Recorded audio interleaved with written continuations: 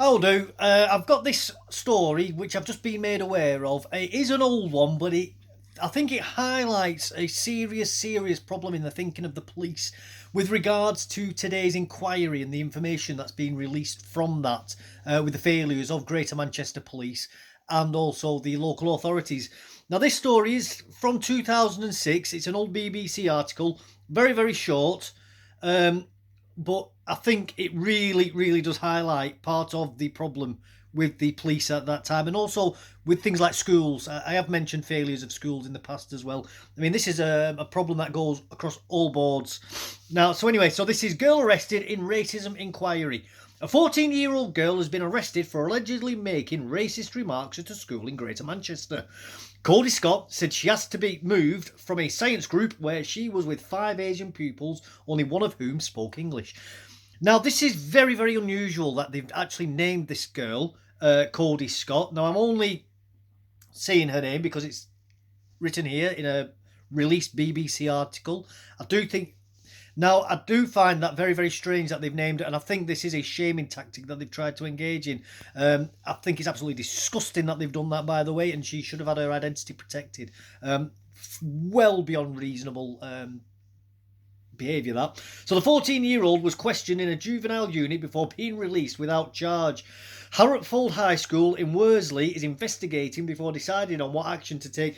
I mean, what action do they need to take? We hear routinely now, we've had, this is 15 years almost since this has come out. Well, nearly 20 years actually, sorry. Nearly 20 years ago this. We have been told repeatedly about how representation matters and how minorities need to have people like them around them. Well, guess what? Whatever's good for the goose is good for the gander. So what is wrong with a 14-year-old girl wanting to be nearer people like her? And certainly people who actually speak her own language and are able to understand her when she talks to them. That is not an unreasonable thing, and it's absolutely shocking that she was treated in this way. I would actually say racially abused by the school and the police in this. So, Cody said, I asked the teacher, could I change groups because I didn't understand them? And there we go. And she said I was being racist and started shouting at me. I mean, that just shows the absolute ineptitude and the brainwashing. How far back this kind of brainwashing goes in people who are in particular parts of life, i.e. teachers, lecturers, people like that, and the police as well. A complaint was made and she was taken to a police station.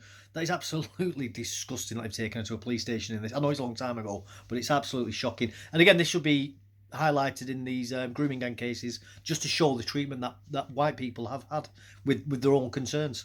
Her mother said Cody's jewellery and shoelaces were removed. Her fingerprints and DNA samples were taken, and she was putting it. That is absolutely awful treatment from the police. There's probably a breach of human rights right there. And I think it is bullying and intimidatory tactics to get her to shut up, as we've seen many times, as we saw through with the victims of these rape gangs, where girls who complained and the girls' families were threatened with arrest for being racist by the police if they tried to pursue the complaints. The school said it wanted to ensure it had a caring and tolerant attitude to pupils of all ethnic backgrounds, and it did not stand for racism in any form. Yeah, all pupils except for white pupils. If you're a white Anglo-Saxon and you speak English, they don't care about you and your concerns then.